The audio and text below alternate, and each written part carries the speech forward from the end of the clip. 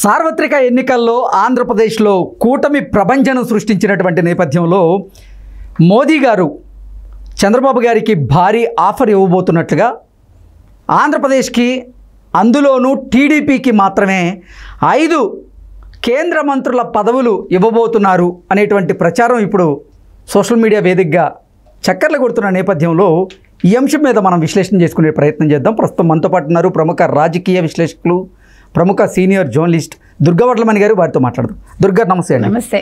నిన్న ఆంధ్రప్రదేశ్లో సార్వత్రిక ఎన్నికల్లో కూటమి ప్రభంజనం సృష్టించినటువంటి నేపథ్యంలో మోదీ గారు చంద్రబాబు గారికి బంపర్ ఆఫర్ ఇవ్వబోతున్నారని, టీడీపీకి 5 కేంద్ర మంత్రి పదవులు ఇవ్వబోతున్నట్లుగా ఒక ప్రచారం అయితే ఇప్పుడు సోషల్ మీడియా వేదికగా ఊపందుకుంది. ఏంటి ఆ ప్రచారంలో వాస్తవం ఉందంటారా?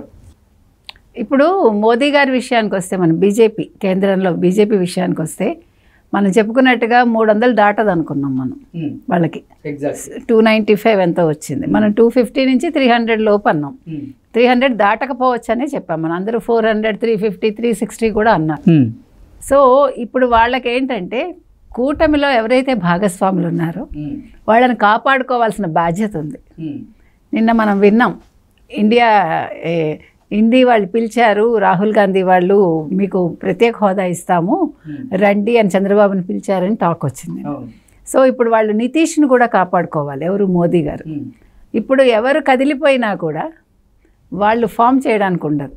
ఇప్పుడు చంద్రబాబు గారు ఢిల్లీలో చక్రం తిప్పబోతున్నారు, చంద్రబాబు గారు కీలకమైనటువంటి పాత్రను పోషించబోతున్నారు ఢిల్లీలో అంటూ ఒక వార్తను చూస్తున్నాం. అలాగే నితీష్ కుమార్ గారు కూడా ఢిల్లీ వేదికగా ఆయన చక్రం తిప్పే అవకాశం ఉంది, కీ రోల్ పోషించబోతున్నారు అంటూ కూడా రకరకాలుగా కొన్ని వార్తలు వస్తున్నటువంటి నేపథ్యంలో ఇటు మోదీ గారితో పాటుగా నితీష్ గారు చంద్రబాబు గారికి కూడా బాగా క్లోజ్ అయిన నేపథ్యంలో చంద్రబాబు గారు ఏం చెప్తే నితీష్ అది వినేటువంటి పరిస్థితులు ఉన్నాయి.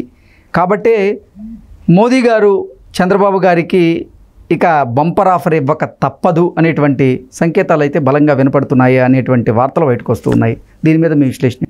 అదే, అందుకే చెప్తున్నా. ఇప్పుడు మనం తీసుకుంటే, మీరు ఎలా తీసుకున్నా కూడా ఇప్పుడు మోదీ గారికి చాలా కీలకం చంద్రబాబు నాయుడు గారు.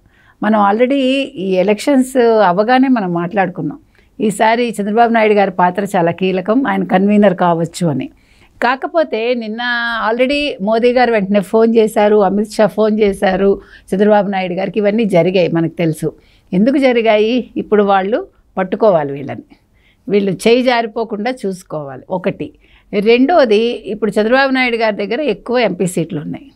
మొత్తం టోటల్ చూసుకుంటే 18 ఉన్నట్టున్నాయి కదా, 16 జనసేన 2. ఇంకొక విషయం ఏంటంటే, ఇప్పుడు అక్కడ రాహుల్ గాంధీ వాళ్ళు అడుగుతారు చంద్రబాబు నాయుడు గారిని రమ్మని. ఏ రకంగా చూసుకున్నా కూడా ఇప్పుడు చంద్రబాబు నాయుడు గారి పాత్ర అనేది చాలా కీలకం. కేంద్రంలో ఊహించని పరిణామం ఇది. అసలు కూటమిలో కలవాలా వద్దా అంటూ తర్జన భర్జన పడ్డ బీజేపీ లాస్ట్ మినిట్లో అన్నీ చూసుకుని సమీకరణాలు వాళ్ళు వచ్చి చేరారు లాస్ట్ మినిట్లో. అయితే దీనికోసమనే ఇవాళ కూడా, అంటే నిన్నటి వరకు కూడా వైసీపీ వాళ్ళు ఏడుస్తూనే ఉన్నారు, బీజేపీ చేరింది అంటూ. సో ఏది చూసుకున్నా కూడా అయితే ఇప్పుడు చంద్రబాబు నాయుడు గారు వెంటనే ఒప్పుకుంటారా? మన ఉద్దేశం ప్రకారం అయితే ఆయన ఒప్పుకోకూడదు వెంటనే. ఎందుకంటే మనకి ప్రత్యేక హోదా ఒకటి పెద్దది ఉంది అక్కడ. తర్వాత ఇప్పుడు మొత్తం వైసీపీ జగన్మోహన్ రెడ్డి ప్రభుత్వంలో మంత్రులు కావచ్చు, జగన్మోహన్ రెడ్డి కావచ్చు, ఒక్కొక్క శాఖలో ఎన్నెన్ని అప్పులు చేశారో మనకు తెలియదు. ఇప్పుడు ఎన్ని వేల కోట్ల అప్పులు ఉన్నాయి అక్కడ. వాళ్ళు అది ఏం చేశారు? మొన్న కూడా ఇది ఎన్నికల ముందు రోజు, అంటే ఎన్నికల కౌంటింగ్ ముందు రోజు కూడా 4,000 కోట్లు వాళ్ళు అప్పు తెచ్చారు. సో ఇవన్నీ చూసుకుని, ఇగో మాకు ఇంత లోటు బడ్జెట్ వచ్చింది, మాకు ఇంత బడ్జెట్ కావాలని కేంద్రాన్ని అడగగలగాలి వీళ్ళు. ఇలాగే మనకి పోలవరం ఒకటి ఉంది పెండింగ్, ఇంకా రైల్వే జోన్స్ ఉన్నాయి మనకి. సో వీటన్నింటి మీద ఒక క్లారిటీ తీసుకోవాలి. హైదరాబాద్ ఆల్రెడీ మనకి 2వ తారీఖు తోటి మనకు ఉమ్మడి రాజధాని వెళ్ళిపోయింది మనకి. సో ఇక్కడ మన ఆస్తులు, మనకి రావాల్సిన బాకీలు బోల్డ్ ఉన్నాయి. వీటన్నింటి మీద ఒక క్లారిటీ తెచ్చుకుంటే కానీ చంద్రబాబు నాయుడు గారు ఏ రకమైన హామీ మోదీ గారికి ఇవ్వకూడదు, వాళ్ళతో కలవడానికి ఒప్పందం చేసుకోకూడదు. అంటే ఇది మన అబ్జర్వేషన్, మనం చెప్తున్నాం. ఇవన్నీ జరగాలి అంటే చంద్రబాబు నాయుడు గారు కొంచెం టైం తీసుకోవాలి. ఇప్పుడు వాళ్ళు ప్రత్యేక హోదా ఇస్తామని కాంగ్రెస్ వాళ్ళు అంటున్నారు, అది ఇప్పుడు వాళ్ళు 10 ఏళ్ల తర్వాత ఇప్పుడు మాట్లాడుతున్నారు. అంటే మేము అధికారంలో లేవు కదా అంటారు. కానీ ఆ రోజు విభజించేటప్పుడు ఏం చేసావు? తలుపులు మూసేసి అన్సర్మోనిక్గా వాళ్ళు చేసేసి మీరు విభజించడం తప్పని ఎవరు అంటల్లా. అది విధి విధానాలు ఖరారు చేసుకుని అప్పులు ఆస్తులు కరెక్ట్గా విడదీసుకుని అవన్నీ చేస్తుంటే ఎవడు ఏమీ అనడు. కానీ అప్పులు ఆంధ్రప్రదేశ్కి ఇచ్చి వీళ్ళకి మొత్తం బంగారు పళ్ళెం ఇస్తే ఈరోజు కేసీఆర్ ఏం చేసుకున్నారు? రాష్ట్రాన్ని అప్పుల ఊబిలో నెట్టాడు ఆయన. ఇప్పుడు ఎంత 2.5 లక్షలు 4.5 లక్షలు అప్పు ఉంది ఎక్కడ తెలంగాణ.